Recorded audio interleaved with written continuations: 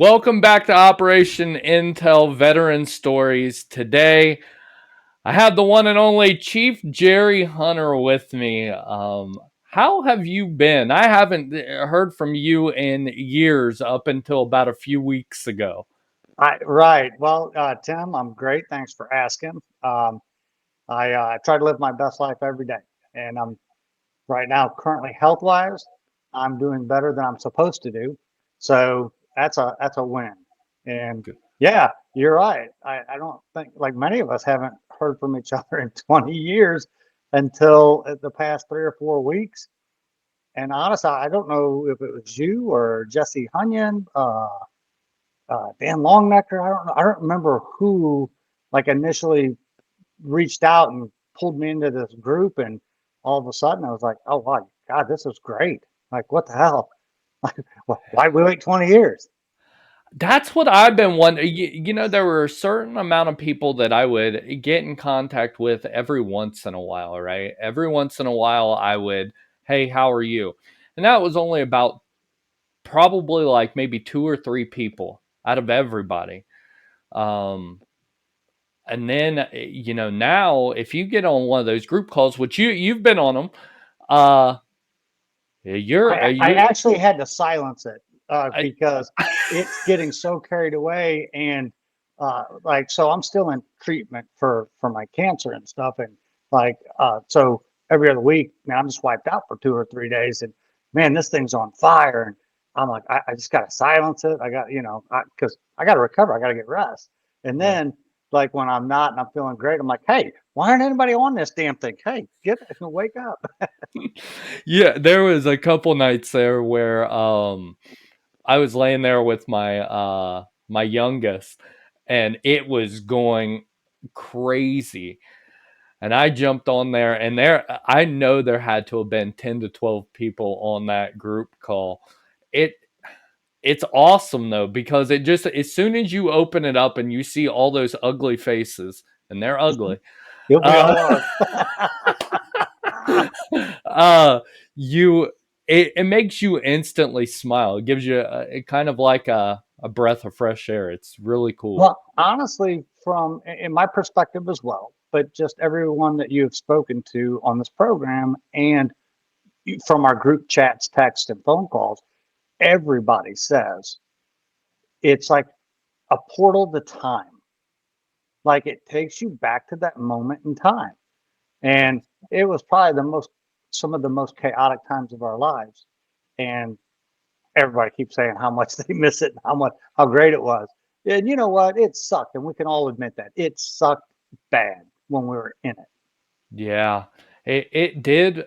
You know, I think the hardest part for me personally was just being so far away from family. I mean, when you're young like that, I mean, I didn't have kids at that time, but I missed my family more than anything. The job itself, I enjoyed, but if last night's the rally point, I mentioned I was on that mission where we had to clear the building and then blow the building. I was comfortable inside that vehicle, but once you got me outside that vehicle and I started clearing rooms, man, that's a whole different ball game. And that, props to So those guys who do that. I was explaining that to a friend of mine. He's older than well, he almost could be my dad. That's how old he is. But he's in the car world with me, so he's a real good friend. And I was explaining to him that I'm going to do this little interview thing with you, and kind of gave him a rundown of all the people that have been on here in the group chat. And then I showed him the video of everybody getting shot up at in the vehicle and just laughing. And he, like many others, like if you look at some of the wives' comments and stuff, like, what the frick are you laughing at? And so I attribute this to what you just said. You're comfortable in that vehicle. Small arms is bouncing. It's like it's no threat. You get outside that vehicle, your whole perspective, the whole game plan, like everything changes. And your body has to have a release. It's got all this extra adrenaline. It's on overload. And if you're not running from foxhole to foxhole or behind a gate or behind a door, or you're not releasing it. And so your body, by default, for whatever reason, some people fart, some people burp. Well, ignorant army people laugh. Yeah, you know what's funny about that? When I seen that video, um, which I had seen it before, but it had been years. Carton sent me a file with 2,400 videos and pictures from our deployment, I'm so glad and somebody had that, because you guys are going to want that for the rest of your lives. Trust me. he I want to tell you something. Carton made sure he kept that. He kept everything. I mean, I have, and then he just granted me access to the Dropbox, and it was just, I mean, videos I haven't seen in years. Um, but when I seen that video, it just made me smile. But the funniest part about it was I recognized the laughs. I knew it was Carton, and I knew the other person was McCoon because of the high pitched laugh.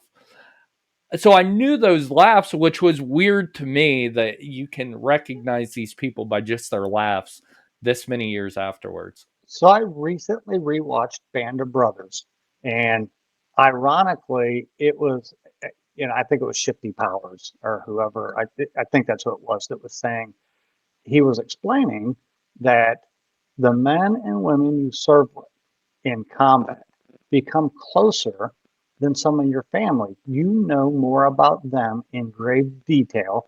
Like, honestly, like First Sergeant Betty's. Like, if I heard his voice, or didn't see him, but I heard his voice, I guarantee I could pick his voice out over my cousins. Like, Yeah. I'm like, who is that? I don't know. Oh, that's your cousin. Oh shit, yeah, my bad. But it that bond is just never broken.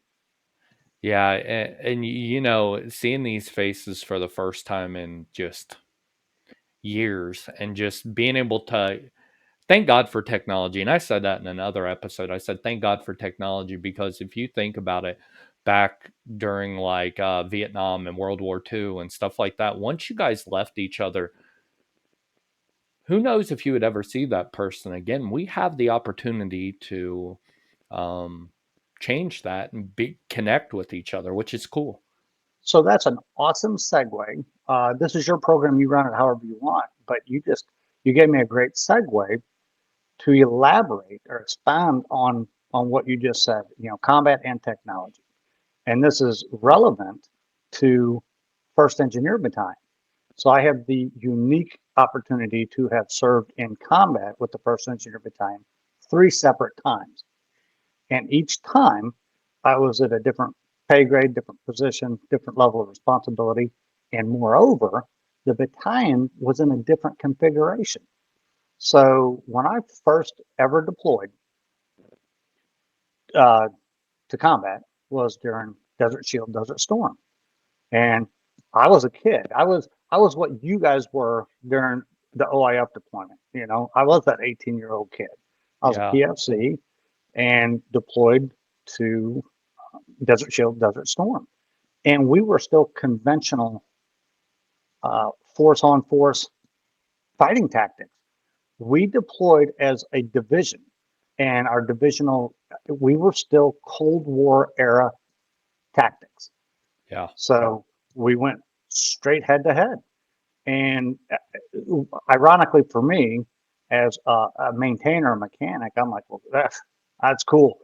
I'll be in the back. I'm a mechanic. And my dad, who got drafted back in Vietnam, he was like, dude, you're with the combat engineers. Do you know what they do? I'm like, yeah, they play video games all fucking day up in the, when I'm down in the motor pool working my ass off on their vehicles. I was like, honestly, that's exactly what I thought about combat engineers at that time. It Yeah. was like, these idiots, I'm down here slaving, trying to fix their equipment. They're up in the barracks drinking and playing video games. But I will tell you that all changed when we went and deployed. I didn't realize that even before you get infantry in, the combat engineers has to clear the way. So, well, with that, they assigned a mechanic to each squad. And I happened to be in Bravo Company First Engineers. So I went with First Squad, First Platoon. And I'm sitting on the box of what I thought was a Pioneer box, got my toolbox, and we went up to breach the berm. And well, some of the people were clearing the lanes, the minefields, to get us to the berm. And then all of a sudden, that ramp dropped, and everybody ran out. And I'm like, I'm looking at the driver. I'm like, raise that door, because you could hear the bullets flying off of this 113. And he goes, "What are you talking about? They got to come back in." I'm like, "Motherfuckers can knock. I'll open it." And he's like, "No, that's not how this works." So when they came back in, they did a great job. Everything was great, you know. And then later I found out I wasn't sitting on a Pioneer kit.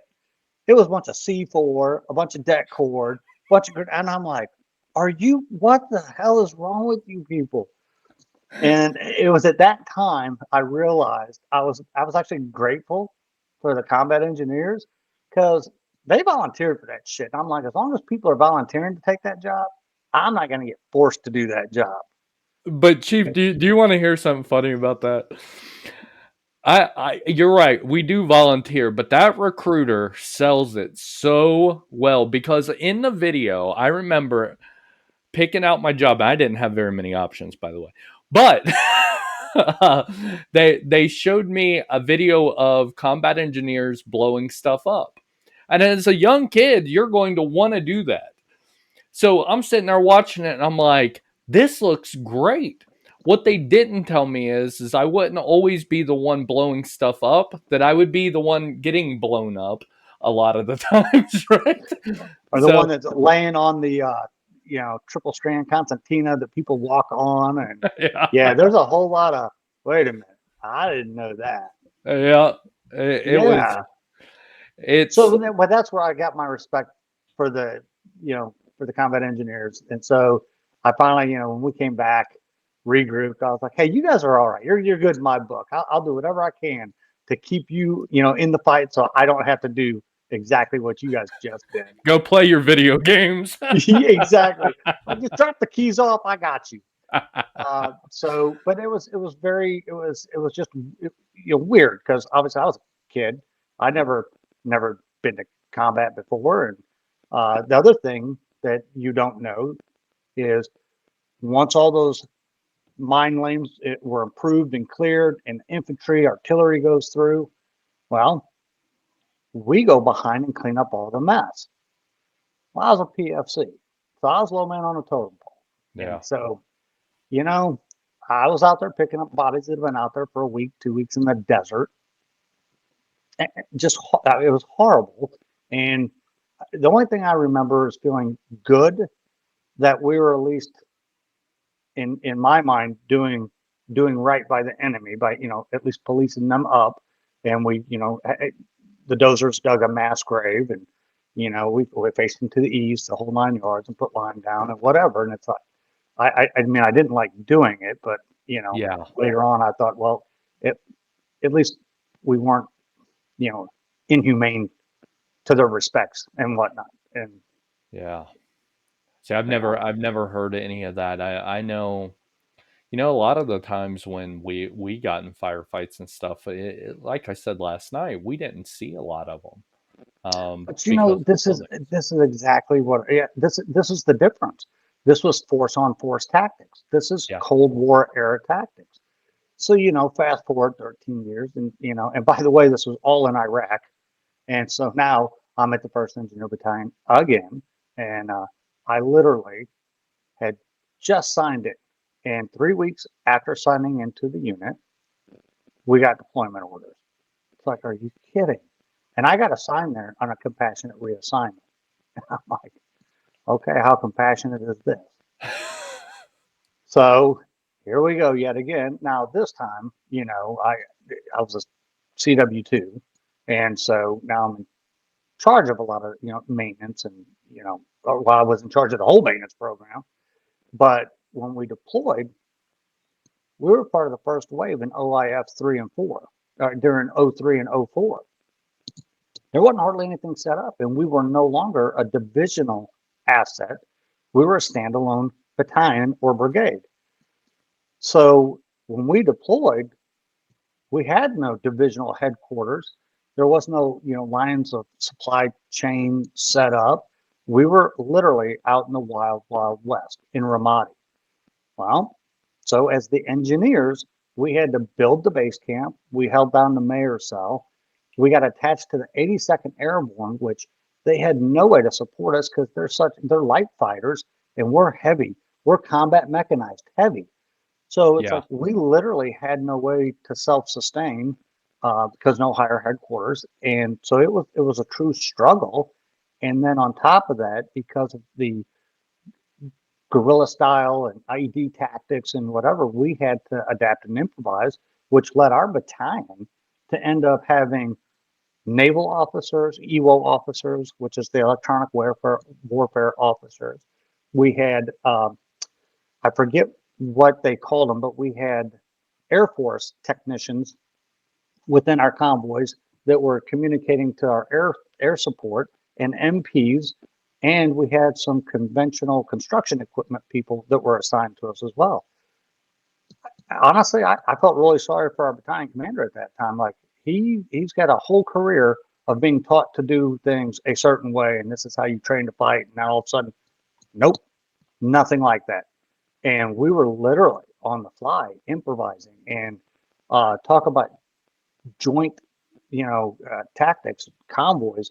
Like I said, we had Marines, Air Force, Navy, all of which none of us have trained with. So we're all learning on the fly.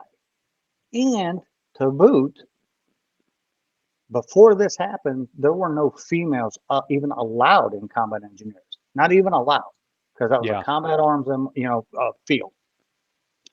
Well, the second time we deployed during this OIF 0304, females were now allowed to be within the battalion, but could not hold a combat arms position. Yeah. So, we had clerks, we had medics, cooks, supply, all that. And we couldn't sustain that. We didn't have enough personnel. And so Colonel Brinkley flat out kind of lied to the 82nd commander, the general, and said, well, no, sir, I don't know what you mean. We're, I'm using my people appropriately. Now, I don't think he just absolutely lied, but he, this is where we created the Lioness.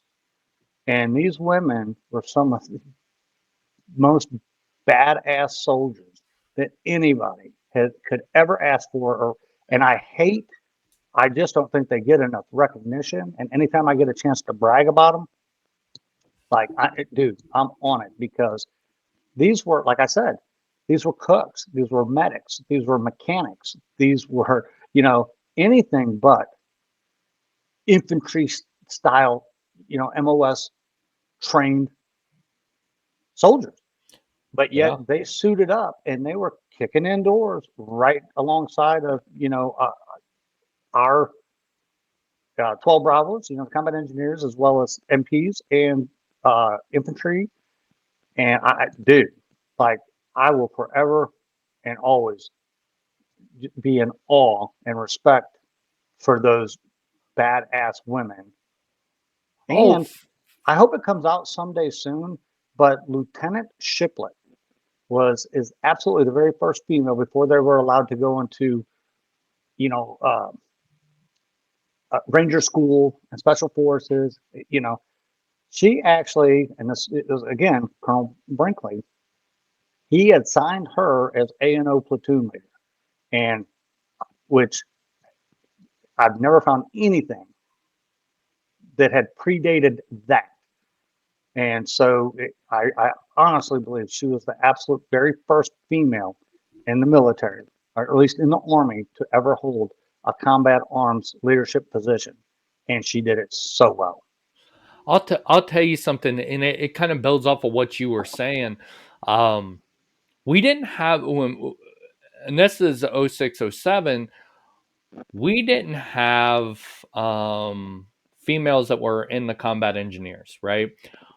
But what we did have attached to us was the medics from First Cav, and we would have I think it was on rotation. We would have 4 or 5 of the females in their the little medic group that would come out with us.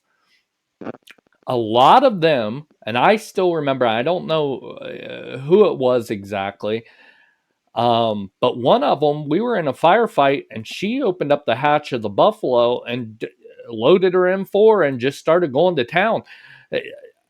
It shocked me, and they loved going out with us. They did. And then we had one. It was down route Detroit when Goen and Copperstone got hit. She got the chopper came and got her. The bird came and got her because she had a really bad concussion after that, but she was badass too, and that was Stinnett. Um, Well, we go now. This is to play off of what you just said about the female medics. So, 17 July around 01 in the morning, we had a convoy, and it was a logistical supply convoy coming back from LSA Anaconda. And this again, this is 03, 04 time frame, and the routes that we were trying to clear were just horrible. They're just terrible. And at this point, like I said, it was still the Wild West, and our guys were clearing with hillbilly armor on Humvees. We didn't even have route clearance equipment yet. They were doing it, feel, touch, observation type stuff. And there was in later battalion commander of this transportation unit got relieved of command, and it was because he refused to put his supply vehicles on the road because he said they were too dangerous. Well, the supplies that he was supposed to bring out to us were the add-on armor kits for our vehicles. And so finally, the battalion commander's like, "Hey, Chief," and Lieutenant Shiplet said, "Hey, you two, put this thing together.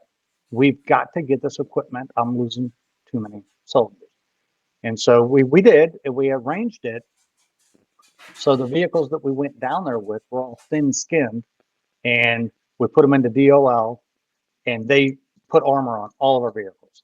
And we signed for, you know, 30 additional kits, and we put those all in our Hemet cargos. And so once we were all loaded up, all buttoned up, we were getting ready, to march back out. And right when we were at the gate, at the assembly area, some mortars started coming in. And we were like, if we don't leave now, they're going to lock us down. We're going to be oh locked yeah, down on base camp. And so we did. We hurried up, just snuck out. And so we were probably about a kilometer away from Abu Ghraib prison, maybe a little more than a kilometer. And then we went underneath the overpass. About the middle of the convoy, there was an IED hanging underneath that overpass. And it was small. It didn't do any damage. It just made more noise than anything. And of course, we all reported in, no damage, nothing to see. And what we decided later is that was a warning to the actual true attack. Because once we started moving, then I don't know, 500 feet, once we all cleared that overpass, then we all got hit. And it was 3 or 4 daisy chained IEDs. And our vehicle got hit directly. We had Staff Sergeant Kilowski was the TC. Uh, Moody was our gunner. I was in the rear TC position. Sergeant Nguyen, and then Clausen was the driver. And man, that vehicle, it just felt like it went 50 feet up in the air, and it just felt like we were on fire. We tried to drive through it. Of course, the vehicle block was just locked up, and we were all, little pinholes poked in us. So I started. Moody and Kilowski was hurt really bad. So they were already kind of out of the fight, and we just couldn't go anywhere. Our vehicle's dead. And then everything just lit up because we tried to get out of our vehicle because it was on fire. And as soon as we tried to step out, man, they just lit us up. They were shooting us.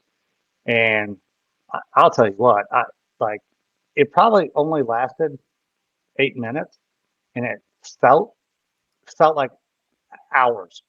Yeah. And we were trying to get medevac called in, and they said we can't. It's still a hot zone. Like you guys, we can't land the bird. And then I'll never forget this. So I'm trying to stay engaged, and for whatever reason, and Sergeant Kowalski and I still talk about this to this day. And maybe it's because he was so hurt that he couldn't fight. I never used any of my ammunition. He kept giving me his. I was using all of his. And so either way, it worked. But where this ties into the medics is two female medics were who came up and gave us our, you know, first aid, stabilized us, and they were. And I remember, so Sergeant LeBeau is like, she's cussing and saying, "Fight back! Somebody shoot back!" Like she was like, "I want to treat," and then the QRF finally came. I think it was the QRF from Abu Ghraib prison. But man, when those Bradleys came, and it goes, dum, dum, dum, dum, dum, dum, dum, man, it got real quiet. Everything was good. Then the bird landed, and of course we got to be medically evacuated. But that again, our our very first responders in the middle of the biggest shitstorm were female medics that didn't hesitate. They just went right to work, and they did exactly what they had to do. Yeah, So and I can't reiterate that enough. I when I was and they were out there every single day. None of them complained about going out with us. And to be honest with you, that's not what they signed up to do. They didn't sign up to go on missions with us and things like that and be attached to route clearance, which yeah, route clearance to me is infantry is hard, and I will never say that it isn't, but route clearance to me is one of your more difficult jobs out there because they're not stupid, and I think that's where a lot of people get it wrong over here. I think they're like, oh, they're dumb over there. They are not. I remember an IED that we encountered that they put it foam around it and then rolled it in the sand. It looked like a rock. You didn't know that that wasn't a rock. So for them to not complain, they wanted to go out with us, and then they were right along with us. You wouldn't have even known that they weren't a combat engineer because the way that they responded to everything. So I agree with you. Some of the females that we had attached to us as medics were amazing, and I can't say enough about them. yeah, that '03 to '04 deployment just really like baffled me on so many different levels. And again, mostly because again our whole tactic changed. We didn't go as a conventional divisional asset. We were still line units, but we were standalone. And then, so now fast forward and go to like the '06, '07 deployment. We completely changed, to a unit, what UAE, UAX, unit of action, where each company, you know, they were a standalone company. So at least when we went in '03, '04, we didn't have division, but the battalion still had, it was a battalion pure with line units, and we were all in a base camp. We launched out from that base camp. Well, then in '06, '07, that completely changed again. And then now we've got standalone companies being augmented out to God knows who they got farmed out to. So we literally, when I say we, I'm talking like the battalion staff, maintenance, whatever. Yeah, We're trying to chase you guys around the battlefield to make sure that you guys are getting what you need, because a lot of these units, they don't know how to support, they don't have the infrastructure to support the type of equipment that you guys carry with you. And it's like, are you kidding? Like that was, it was unheard of. It was very, like that deployment. I didn't do any like macho stuff, but I think that one stressed me out the most. And it's because everybody was so spread out. We were the only people that had route clearance.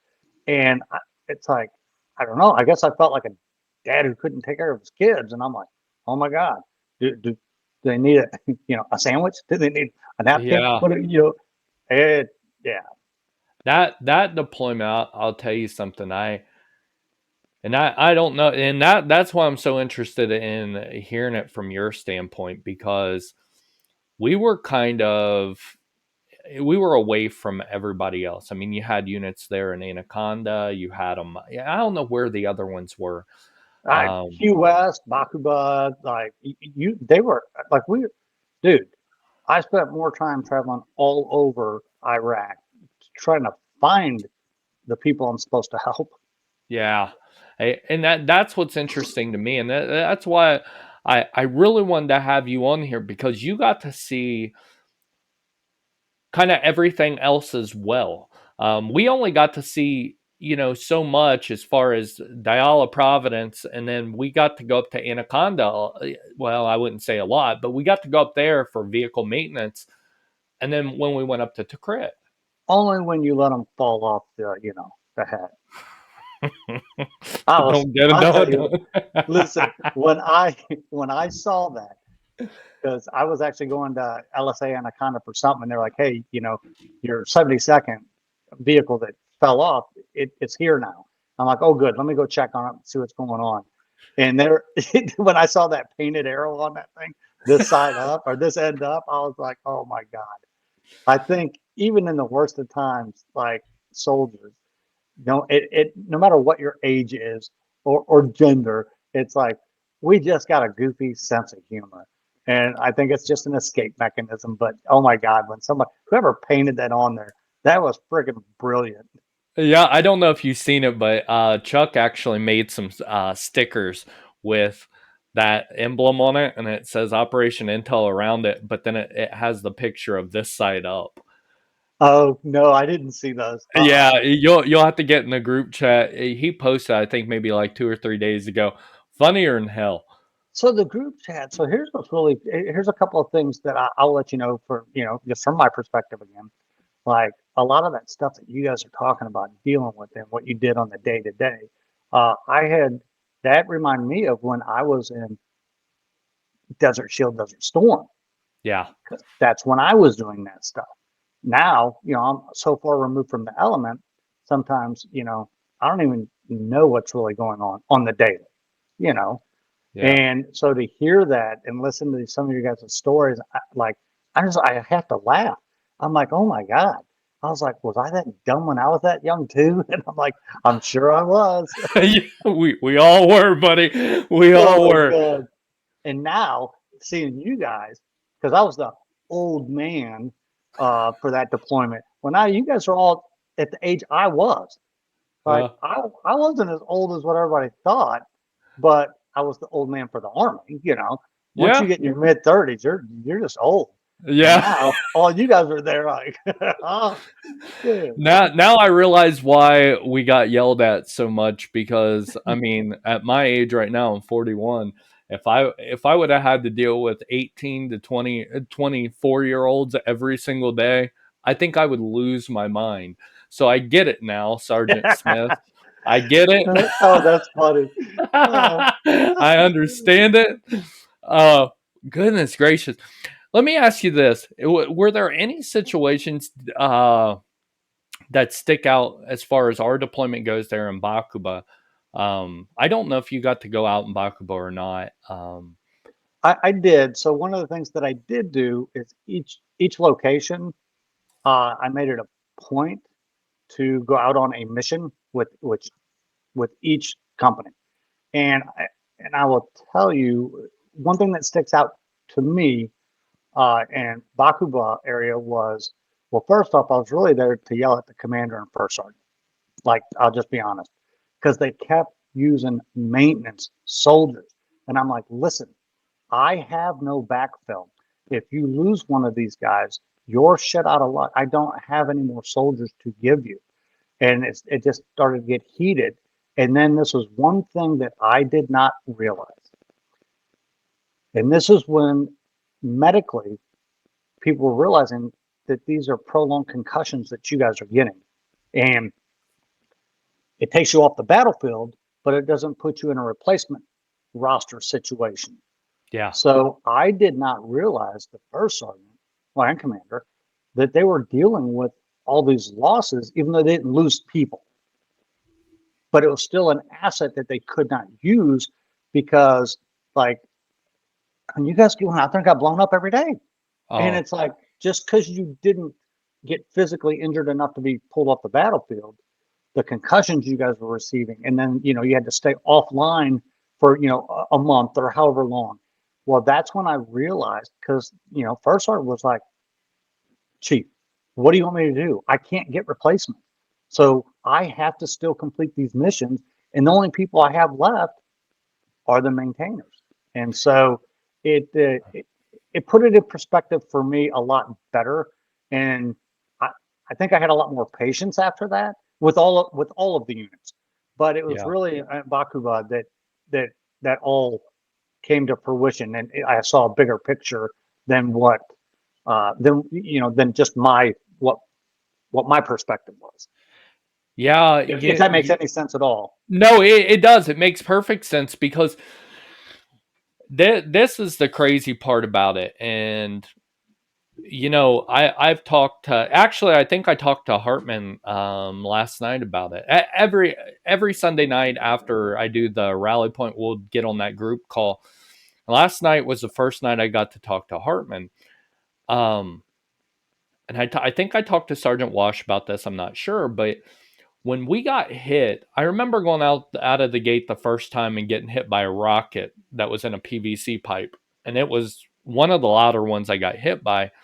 And then I went out the next day too and got hit again. And then about 3 or 4 days after that, got hit again. There in the very beginning, there was no off day.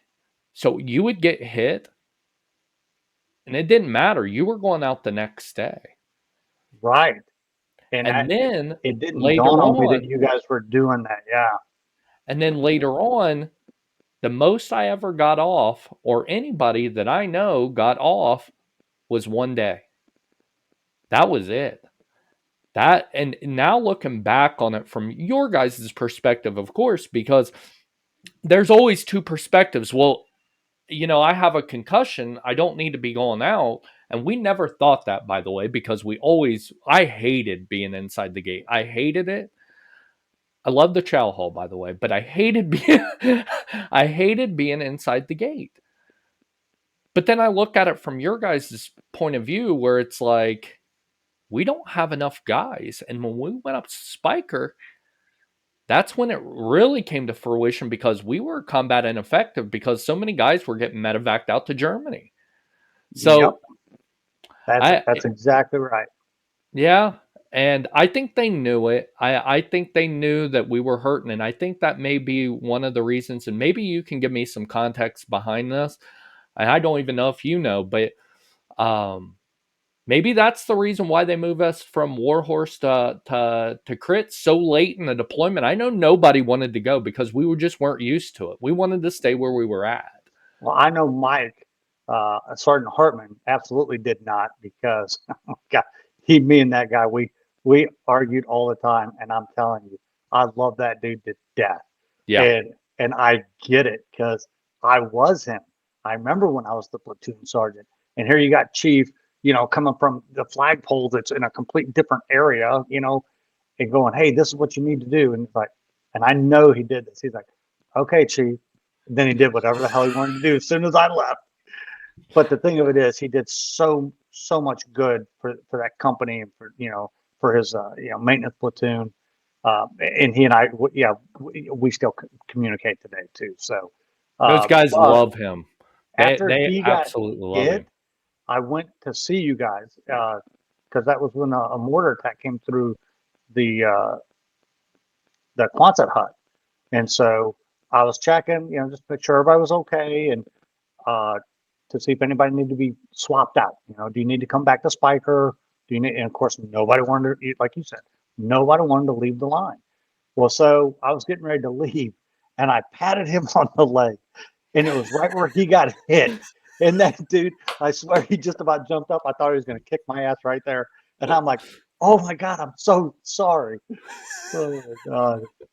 I would have loved to have heard that or just watched it. Oh, Oh God.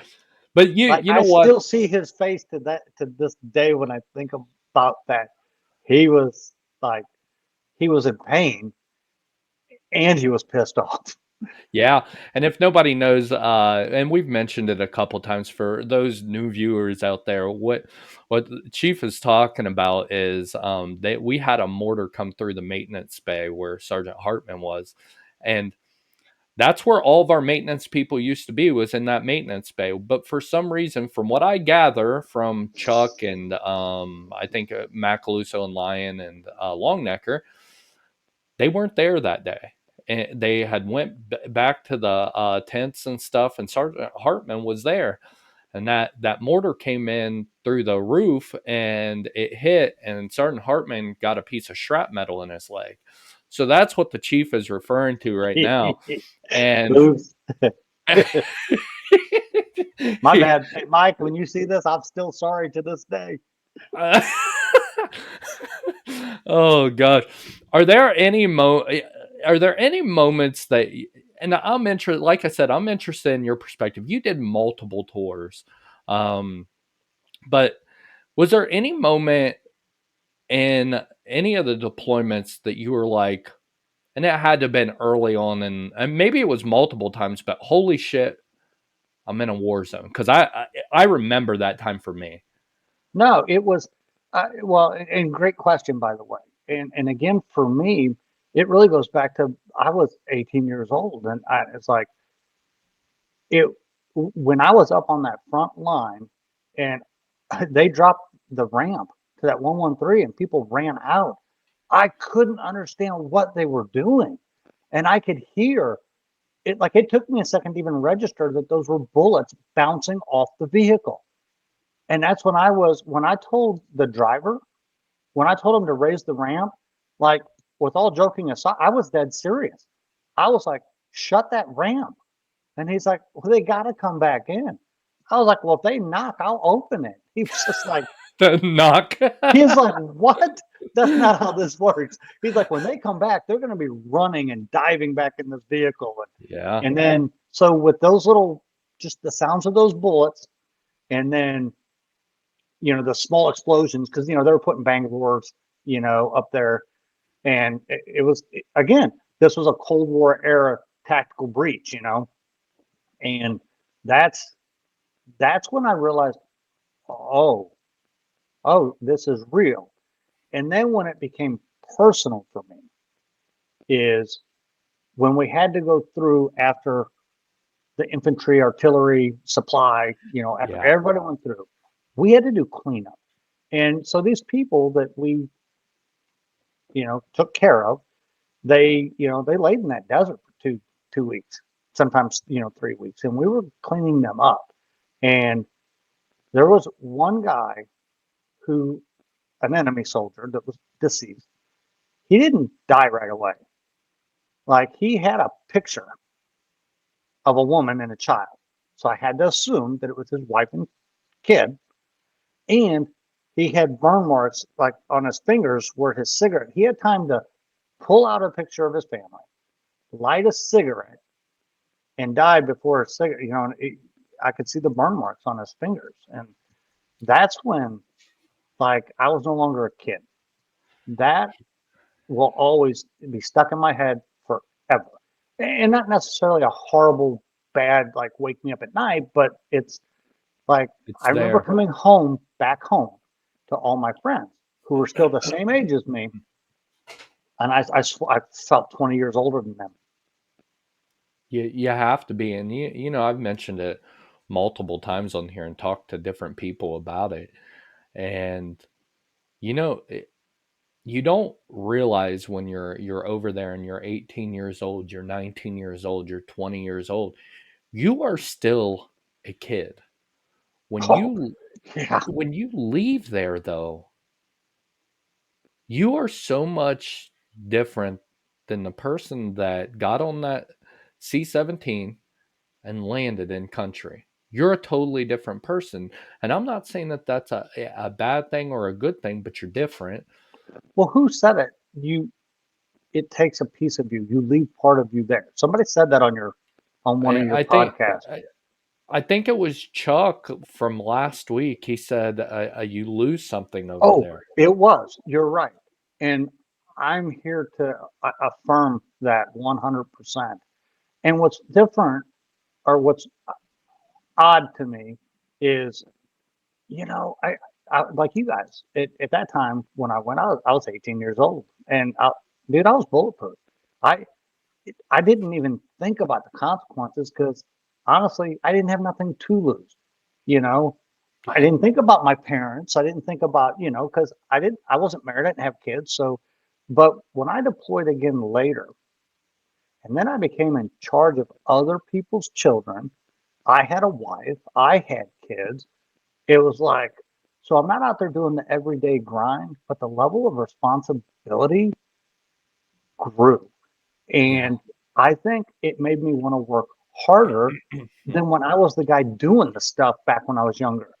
Because now, if I don't do my job well, it's not me that suffers. There's a trickle effect.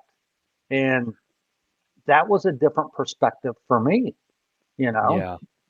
I'm sure it was. And you have a unique perspective, right? Because um, when you first went in, you were a kid and you were enlisted, right?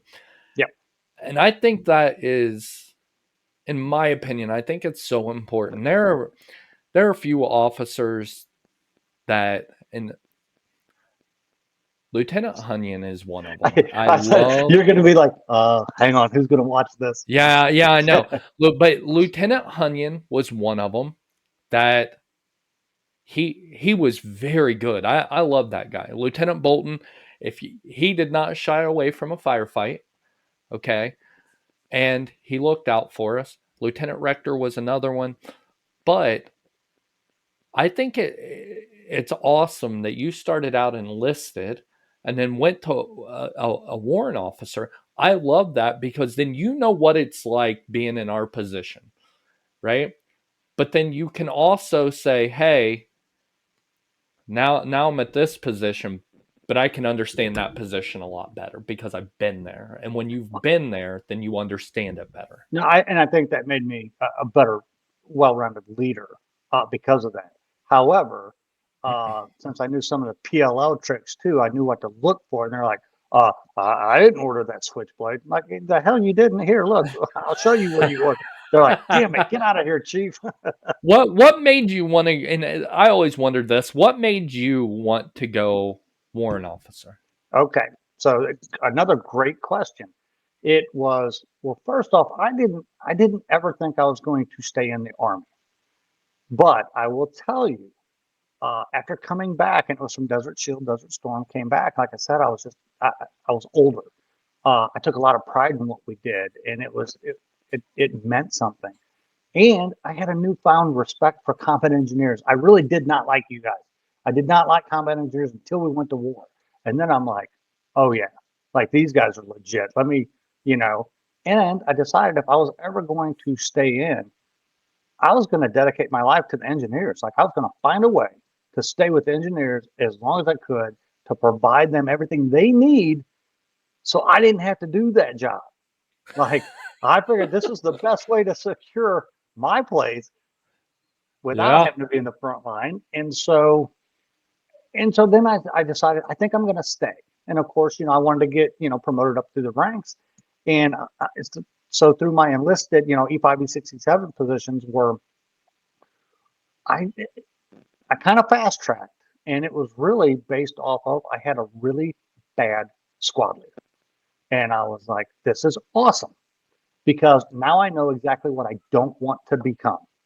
And I was like, I can't fix him, but I can fix the problem if I get promoted.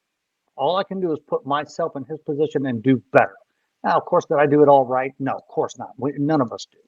But no, good leader, bad leader, it doesn't matter. If you're not learning from that person, then that's shame on you. Even if you're learning a bad lesson, you're learning what you don't want to become and didn't want to do. And so as I was growing up, there was a CW3, Chief Jessup. And and oddly enough, he was in the First Engineer Battalion too for a short period.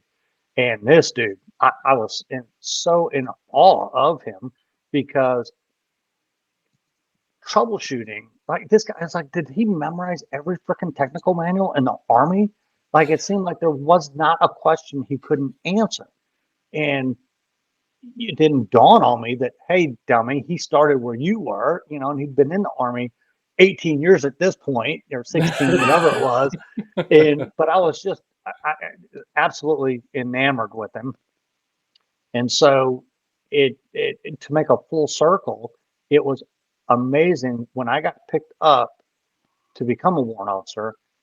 When I was going through the warrant officer basic course at Fort Leonard Wood, Missouri, he came down and gave a guest speaking part, to our class. And he was like, he looked right at me and he goes, "Are you kidding?" Like he remembered me. And I was only like, E5 at the time when like he and I worked together. And the Yeah. fact that he goes, "I told you should do this." And I don't remember him ever telling me to go warrant, but it was absolutely because of him that I wanted to become a warrant officer because I wanted to be that knowledgeable. I liked the fact that this was a no bullshit go-to guy. He didn't have to do a lot of the officer stuff because he was a technical expert. And but damn it, that guy knew his stuff, And I was like, if I ever get to that position, I not that we all can't be wrong at sometimes, but I wanted to make sure that I was as impressionable as he was. I wanted to know as much as he did. So, and so that's what drove me uh, to become a warrant officer. Really, was Bill Jessup. That's interesting to me because our leadership, I can't say enough about the leaders that I interacted with every single day. When you talk about Lieutenant Hunyon, when you talk about Sergeant Smith, when you talk about Sergeant Washburn, um, and there's a lot of Hartman. Those guys, absolutely, and you can tell the guys that made a good impact on soldiers' lives when those soldiers still remember you and talk about you and talk so highly about you. Me, Sergeant Smith was such a big impact in my life as a leader, and he still is today. I mean, I talked to Sergeant Smith a good bit, and I can't say enough good things from our leadership from top to bottom. I mean, everybody has their few that you kind of like what you were saying, that you're like, well, you always have your few bad apples. But 99.9% of the leaders that I came across in First Engineers were amazing. And I remember Sergeant Washburn telling me when he was I think it was either Knox or Campbell before he came to Riley, he said, I had a squad leader. He said, and I made a promise to myself to be the absolute opposite of what that man was. And I'm gonna have Sergeant Sounds Washburn. familiar. Yeah, and I hate the fact that you guys went through that, but I love the fact that you guys learned from it and you became our leaders because had we not had good leadership, and I can only speak for Bakuba, but had we not had good leadership in Bakuba, hey, I mean, I don't know what would have happened. I mean, we had one loss, one casualty, and then Leonard as well. But I honestly don't know. I would imagine that number would have been a lot higher had we not had great leadership. Well, when I first got to the First Engineer Battalion in the late '80s, '89 or '90, uh, I was but 4 years old. you better be quiet there. Well, guess what? All our platoon sergeants and first sergeants were all Vietnam vets. Oh my gosh. So these guys were psycho. Like we Yeah. were like, what? But I'll tell you, man, when we went to war, there was like you kind of Yeah. wanted those psychos. Yeah. That's you know what? I can't the people like okay, so I'll just name one of them. McCoon, for example, okay? One of the craziest people I know, but if I am ever in a firefight, I want him right here because he is, and that's one of the ones that was laughing on the video of the firefight that I posted. So I get it. I understand. Um, yeah, that's So I honestly, even like when you emailed me last night to say, "Hey, do you mind doing this? Will you do this?" And of course, I gratefully accepted. I'm like, "Yeah, absolutely." It really got me thinking because all my fondest memories, like the people that I still keep in contact with the Army, 99.5% of them are all people from the First Engineer Battalion. And like all morning, I kept thinking about it. It's like, wow, like just the different transitions.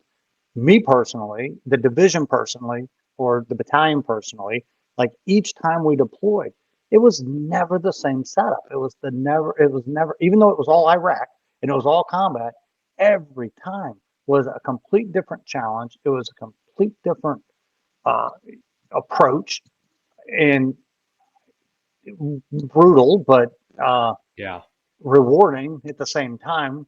You know, it was a sad day when so I had spent at least a little portion of every rank that I had minus E7 and W1. I had spent in that first engineer battalion, like at some point.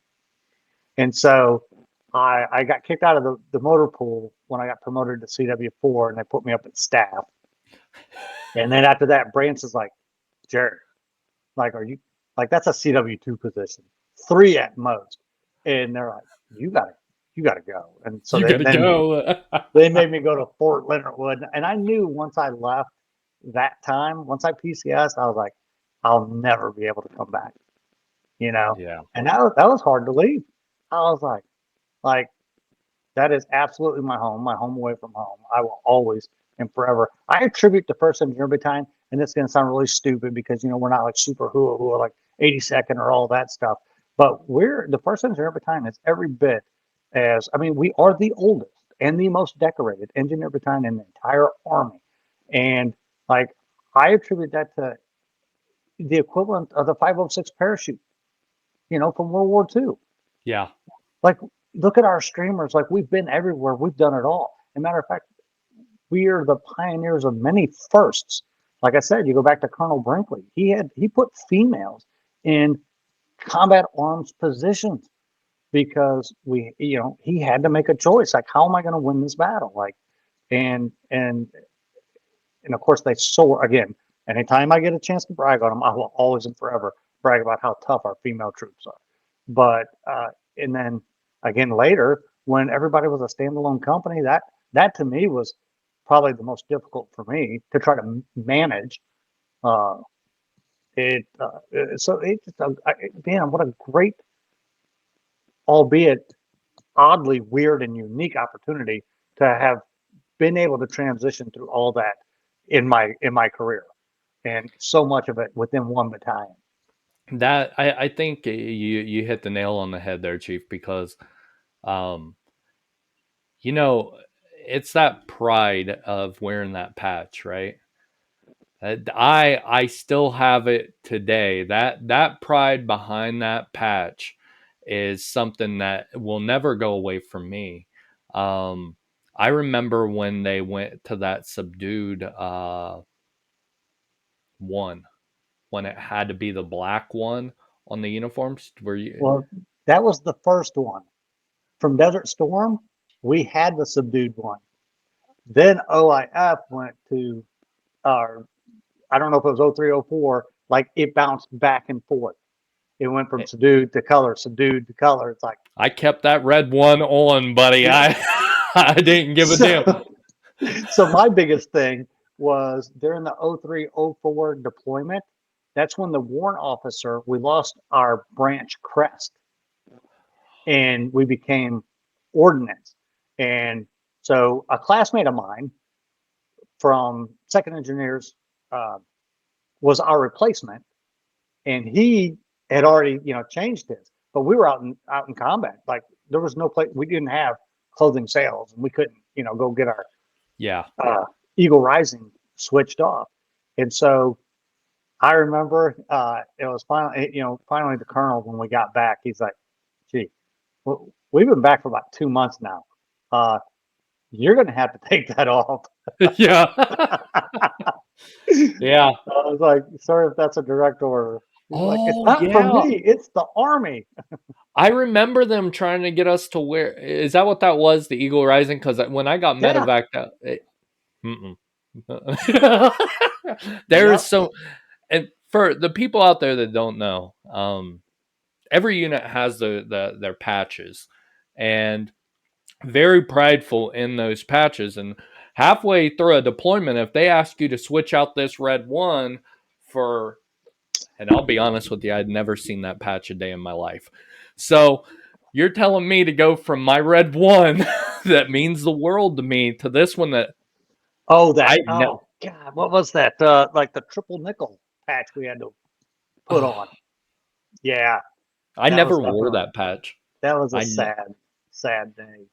Well, yeah. I remember, um, again, this is going back to the first rotation through OIF, and when we went as the standalone, and we got attached to 82nd, and everybody was like, "Oh, 82nd, 82nd," and I'm a paratrooper, so I mean, I got nothing but pride for paratroopers. But there's a big difference. What people don't realize is, yeah, you know what, 82nd, they do a lot of, we drop in behind enemy lines. Well, guess what? I mean, that's dangerous enough. Got it. But you're actually dropping on the objective. All you got to do is fight when you get there. What they don't understand about what we do is we have to fight through the enemy to get to the objective, and then fight once we're at the objective. So And then guess get what? back out. And then we got, yeah, clear the way for everybody else. It's I'll like, tell you what, there were many a it's a nights. much rougher way to go. Yeah, there were many a nights that, and we lit up like a Christmas tree coming down the road. I mean, you couldn't Oh, miss us. yeah, you Yeah, think? don't get me started. Do not get me. They could see us coming from a mile away, But but light this getting plant. back What is out was that? the worst. Oh, there were times where we'd go down, and it was usually it wasn't Blue Babe, but it attached to Blue Babe, and I forget what it was called. But the IAs would pass us. The Iraqi army would pass us going this way, and then we would flip back around after they had went that way. No IEDs found on the way back, but then, or the way there, but then on the way back, you'd find IEDs. So you were not only fight, you had to watch those IAs and IPs like no other as well, because they were corrupt too. So yeah, I don't know. Yeah, it was an interesting situation, that's for sure. Let me ask you this, and I ask everybody on this show the same thing, because I truly I believe what we're doing here um, helps out a lot, and I see that not only with the people that I've talked to, but the wives and the moms, and I mean I talked to Longnecker's mom, which that was that was probably one of the better experiences that I've had in the last 6 7 weeks. I talked to her for about 10 minutes on Friday, and she was telling me that how good of a job this channel is doing and how much Lone Necker has opened up and how she can understand him better now. And it's just amazing. Let me ask you this. Have you struggled getting out? Because here's the thing that I would imagine and that I've heard. For somebody that's been in for a long time, when they first get out, it's like, what the hell do I do now? You know what I mean? Did you go through any of that, or have you had any struggles? So yeah, to answer that, I absolutely did. And it's funny you should bring up Longnecker, because Dan and First Sergeant Betty were both at my house. Oh, I don't know, a year and a half ago ish, and we, all three of us, were in my garage, and just guy stuff, looking at my old cars, whatever. And I don't know what brought it up, but once one of us said something about seeking counseling, then the rest of us, and it wasn't me who brought it up. I wasn't that brave, I'll be honest. But once it was brought up, then we were in a safe environment. We were in the most macho garage you could imagine, and we're three of the baddest dudes around, and like, and we shared it. Like, matter of fact, I think we may have teared up a little bit. Like, not even kidding. I think at one time one of we were crying, and it was like it felt good to share that, and it was really unique because each one of us had different reasons on needing the conversation. And so, from my personal experience and complications, how it worked for me was, and I used to preach this to all my young soldiers, all my NCOs, even when I mentored different warrant officers. I'm like, don't let this become who you are. Let this be what you do. And I failed at that miserably. I identify with the Army so much, and I didn't even realize it. I didn't realize that this really kind of took on my identity, you know. And I Yeah. always thought, being a father, being, a husband, like that's what your identity should be. Uh, but somewhere along the way, I got institutionalized, and so for me, from the minute I came in, a year after I came in, I went straight to combat, and it never really slowed down. I came in the Army at the most unique, weird time, and it was constant deployment. And even when I wasn't in the first engineer battalion, when I was in Germany, we went to Kosovo, and like when I was in Hawaii, went to Cambodia and Costa Rica, and like it got to the point. My dad at one point said, "Hey, listen, I promise I won't tell your mom, but what do you really do in the Army? Just tell me." I'm like, "Dad, I'm a mechanic. I'm maintenance." He goes, "No." I'm like, and like literally, he Yeah. finally realized that I really was just a mechanic. I'm like, "Dad, everybody needs maintenance support." But so for me, when I did finally get out, I ended up taking working for TACOM as a program manager to issue out route clearance equipment, and that led to deployments as well. So I even did 2 more deployments in Afghanistan as a civilian, and it was easy for me to justify because, oh my God, I need to get this equipment to the right hands, to the right people. And, so my last couple of years in the military, I got to do design and development of the new route clearance equipment. So I finally felt like I was really giving Oh, back. Yeah. So the program record Buffalo, yeah, I was on that design team. I did the technical manual for it. So should have yeah, so given me a something's, job, Chief. Should have given so, me a so, job. so, Look. so if something's wrong with it, call somebody else. Yeah. But so then when I realized like I couldn't stay gone, I couldn't stay in that environment.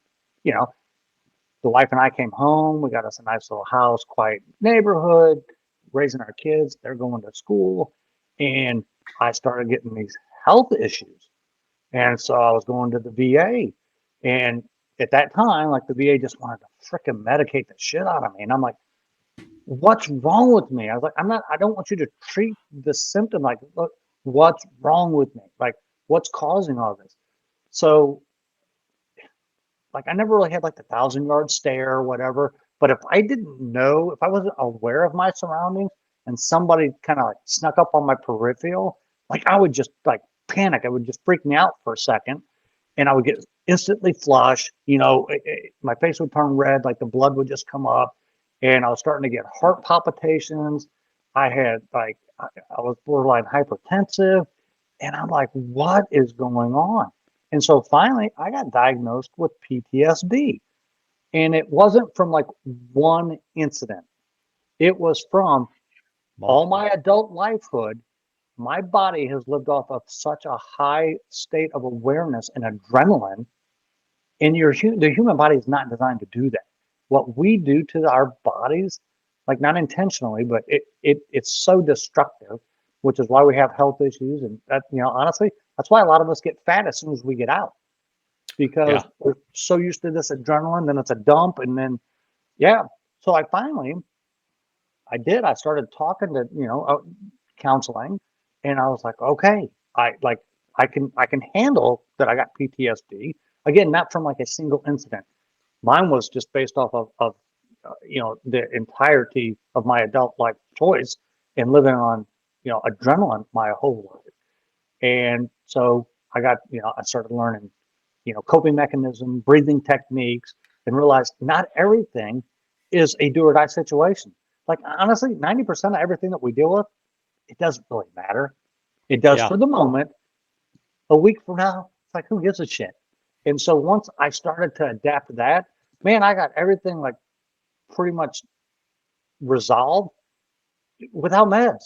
It was just awareness, understanding, communication, coping mechanisms, techniques, you know. So, I think the um, communication is a good one. Um, and I'll say it just, I don't know if you've seen Macaluso's post, um, but which that's exact. his, are you talking about the broadcast like that you did? Yes. No, no, the post he posted, but I think it was this weekend where he said something like, "I've had more healing in the last 6 weeks than I have in the Oh, last 20 yeah, that years." was a couple of weeks ago. Yes, I did see that. Yeah, and I didn't start this out to do that. I didn't know. I had no idea that it would touch this many people, and but it's helped me out as well. And I was talking to Sergeant Smith about that. I was doing it because I seen a problem, right? Um, we lose on average 22 veterans a day. How can we lower that? Then I seen a kind of, we don't talk to each other, and that's the biggest thing. Yeah, hey, how are you? I'm doing good. How's the family? Good. You wouldn't hear from that person for the next, I don't know, year, 2 years until you get another hey, how are you? And I wanted to change that a little bit, but I didn't think it would be as big as what it was, what it's gotten to be, and it's helped. Oh my God! Are you kidding me? Like I said, it brought me back to my days of when I was with, like because honestly, you get promoted, you get to a certain point, it gets lonely at the top. Like you got few people that you can like have that one on one with. So it gets, so now that we're all out, who cares? Rank doesn't mean shit now. It's great listening to you knuckleheads, and I'm Yeah. like, it's like this is great, and it is an opportunity to just I think we've all just come from that era of, you know, men don't cry, men don't share feelings, men don't talk, men, and so you just kind of suck it up and just like, I'm good. Like, yeah, but are you? No, I'm good. Yeah. Yeah, but are you? Yeah. Um, going off of that note right there, and you've said a lot here that I think is absolute gold, and I find it, first of all, I find it interesting that Lion said the exact same thing, because Lion went from PFC. No, I think Lion was a He was an E4. specialist. He was a specialist. Yeah. Yeah. Um, and then he gets to first sergeant, and he said, "Listen, Whiteman," he said, when you get up to where I was at, people will talk to you, but there's nobody to for me to talk to." He goes, "So I kept a lot of that stuff bottled up." So you're not the only one that has said what the top is lonely, and I never even thought about that. I never thought about who do you guys talk to. But I do have a question for you, and this is something I also ask everybody. If you could give one piece of advice to a soldier out there or somebody who has served that is dealing with, the PTSD and things that they've seen, or having issues the way that some of us have, what would that advice be to that soldier? Well, for one, you may not recognize it as being an issue. You may not even know that you have PTSD. Like I didn't. I was having medical problems, and it was off just based off of a response that my body was just naturally giving that I didn't have any control. So I didn't even know. So my advice would be if you don't feel right, whether it's you physically or mentally or go get looked at, and then ask your doctors the hard questions. Like, don't just say, okay, fine, pill me up, medicate me. Go, wait a minute, but what's wrong with me? And then sometimes you'll find simple things affect every other part of your body. It's like it our body is so like It's one working unit. And if your toe hurts, then your knee end up hurting, then your knee, then your back, then it's kind of like this. It's same thing for the nerves, for mental wellness. Like it's all connected too. So we live in a day and age now where it's okay to ask, like, hey, am I really okay? Like, I don't feel okay. I don't feel right. And then, you know, uh, let that open the door and be receptive to things that you may not want to hear, for growth, for progress, for well-being growth. Yeah, and I can't reiterate that enough. Two things I got from that as well. Number one, asking what is really going on is the biggest thing that I've taken from you right now, because on my end as a young soldier, they just gave me a handful of medicine. Here, take this, right? Didn't know Yeah, exactly and what. I would have done that too Yeah, at a younger age. yeah. And another thing is you're not less, and Chuck said this and it stuck with me. You're not less of a man because you say there's something not right with me. And getting out and talking to somebody, and it might not be just because one person, you can't talk to that one therapist. Find another one. Find somebody that works for you. Get a hold Well of. said. That's a good point. Like if you go to Yeah, an auto mechanic and you don't like the mechanic, you don't feel right with that mechanic, you don't just scrap your car. You can find a different mechanic. So love it. it's a good point. Well, that was your point. I was just reiterating Yeah. your point. It's like find what works for you, find a person that works for you. And honestly, the truth of it is, like with all of us admitting that we've had at some point in our life had to talk to somebody else, I think that just makes it easier for us all to admit it. And for the people who don't necessarily feel like they need to talk to a professional, look how many of them are openly talking on this group chat that we've got. And it's like this is therapy. It doesn't always have to be, you know, true clinical therapy to work. Yeah. I'll This tell what you. you got going on right now is so therapeutic. And matter of fact, I have you heard one person complain about it? Hell no. All you've heard is positive reviews and people are going, keep going. Look at all the swag people are buying to help Yeah. support you. It's like, bro, like like this is exactly why. And people ask all the time, and I hardly ever have an answer, but it's like, why do military people get back together, at reunions and stuff? And it's just a misconception that everybody just wants to warmonger and talk about, war days. And it's like, no, it's the bond of the brotherhood and sisterhood that you've put yourself in a certain position and they have too. So it's a common language. And and if you do have an issue in life, you can share it with them and they're like, oh, bro, guess what? Yeah, I went through that. And here's what I did. And this worked or this didn't. And we can help guide each other for a healthier future.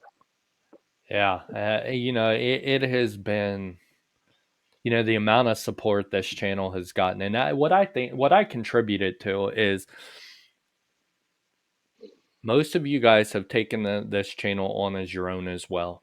And that's what I wanted more than anything when people started volunteering is, you know, they're sharing the content. They're when I tell you the support that I've gotten from these guys, I haven't been supported this much in my entire life. I'll be honest with you. But the guys that I served with show up to every show, watch every video, give me feedback on what Lieutenant Honeyon's been there since day one saying, hey, fix this color in your video. Hey, what can I do to help you? Sergeant Smith, same Oh, thing. that's great. You need Long that neck. feedback. That's awesome.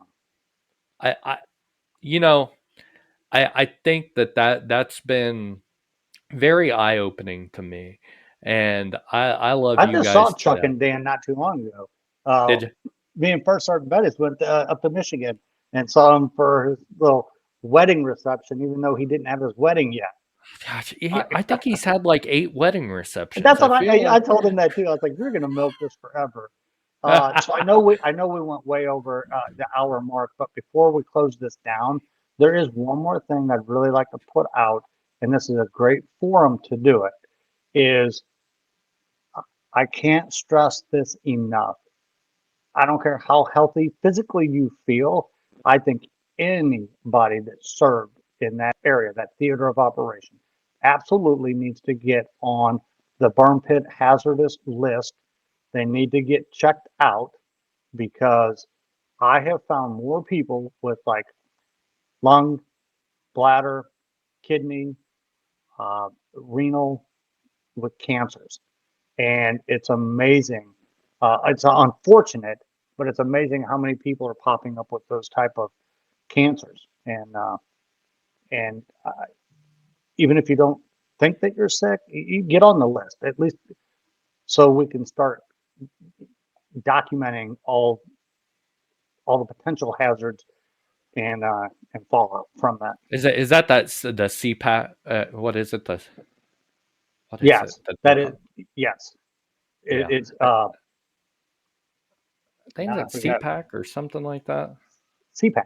No, Yep, SPAC. I could be wrong. No, you're right. That's what it, PAC Act. PAC It's Act. the There PAC it is. Act. Yeah. See, I knew between the two of us, we'd figure out what it Well, was so called. unfortunately for like me, like I got bladder cancer, and it like in American males, they usually get it mid 70s. I got mine at 49, and it was attributed to we were at least able because so on that IED blast, uh, the enemy used our old warheads that had depleted uranium, and so I had uranium shrapnel in my body for 15, 20 years, and Yeah, so that's where I got the cancer from. But all these other, the burn pits and just the, you know, air quality hazards and everything else. Just we got to keep telling each other, get looked at, get checked out. Even if you feel healthy now, doesn't mean you're going to be healthy in 10 years. yeah, So yeah, yeah. Lieutenant Hunyon got on my ass for that. Uh, so as that he is a great. should. Yeah, yeah, and like again, good leadership, right? It can tell you when you're messing up and when you need to get your ass in gear, and that's always been our leadership, and that's why you guys are awesome to me.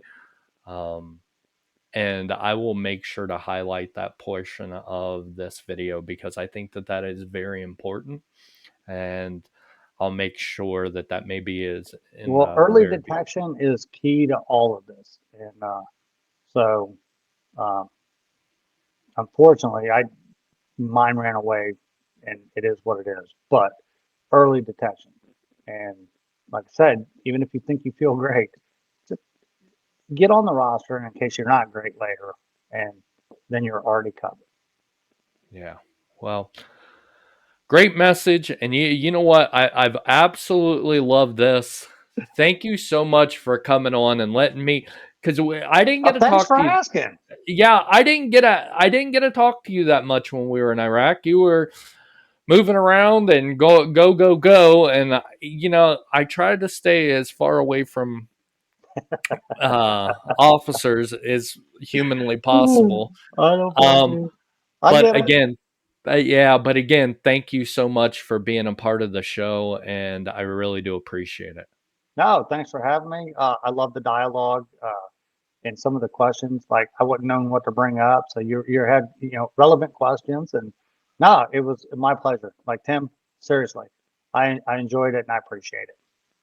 All right, well, listen, you take care of Sorry, I yourself. had to do it on my phone because my computer wasn't working right. I may have to change this program because you're not the only one that's had issues with it. So I'm going to look at it tonight and see if there's a different program that works a little bit better.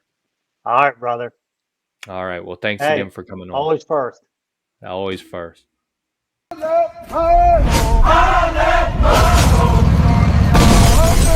Junior.